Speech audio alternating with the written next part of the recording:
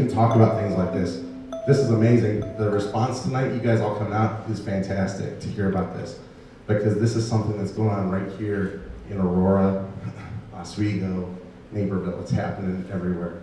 Whether it's the biggest city, the inner city, the rural areas, the suburbs here, it's huge everywhere. Be safe on social media.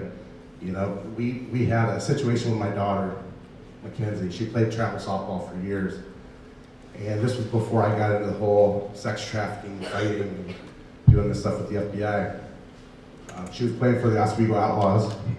So she posted on Facebook, she made the team, she was all excited. Who her team was, what level, who her coach was.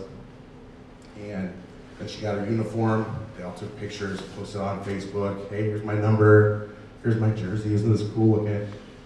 And then about 3 weeks later, my wife and I had to be up in the city for a doctor's appointment.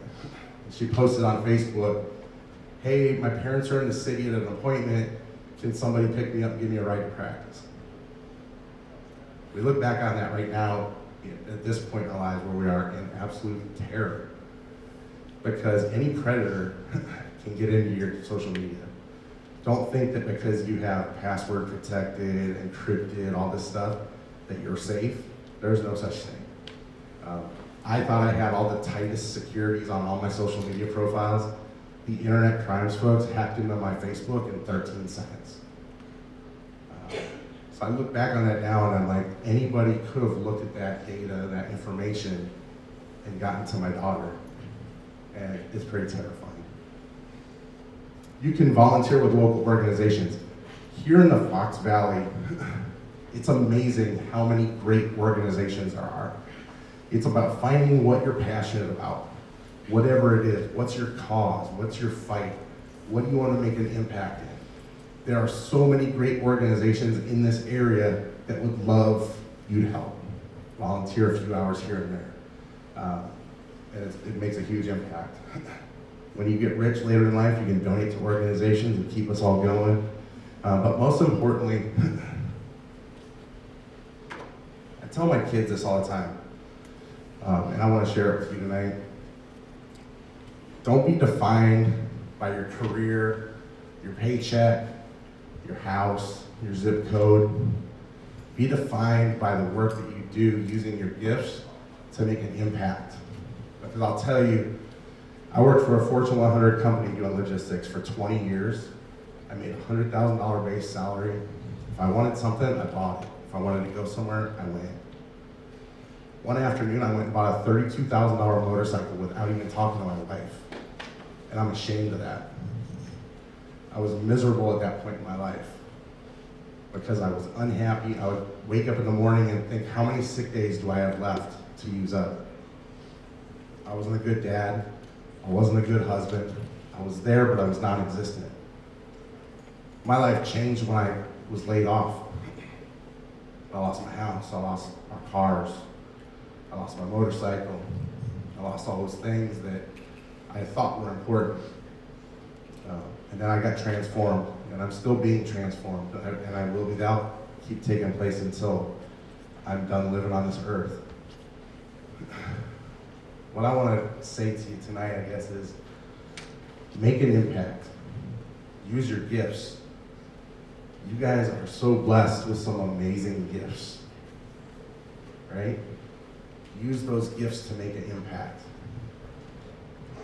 You will sleep better every single night you did something random, just random acts of kindness. Start with random acts of kindness. My son, 2 nights ago, we were taking some things to a friend at an apartment complex.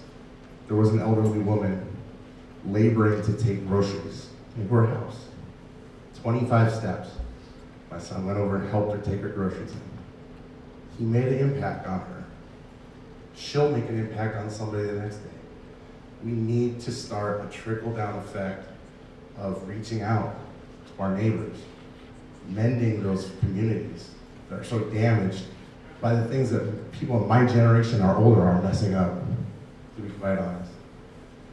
Make an impact wherever you are, wherever you end up. Make an impact every day, and you'll sleep a lot better at night, and you'll love your life. So I want to thank you guys for having me tonight, and enjoy the week.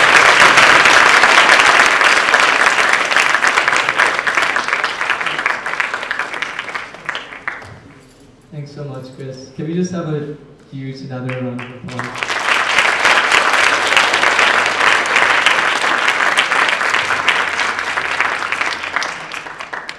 So what Chris talked about tonight is an extremely large issue. Human trafficking affects all of us, and especially as high schoolers, it's an issue that we have to come face to face with. And our organization, Lifeline Advocates, my team and I, our mission is to be an aid to children around the world who are unreachable. And our goal is going to be to end human trafficking in the Chicagoland area. And the way we're going to do this is the Lifeline Olympics. Now, once again, the Lifeline Olympics is going to be a one-week-long event. We hope to have students like you, faculty members and residential counselors form teams of 4. And all we have to do is make a team. With this team, for the next month and a half, you'll be tasked to fundraise $60 collectively.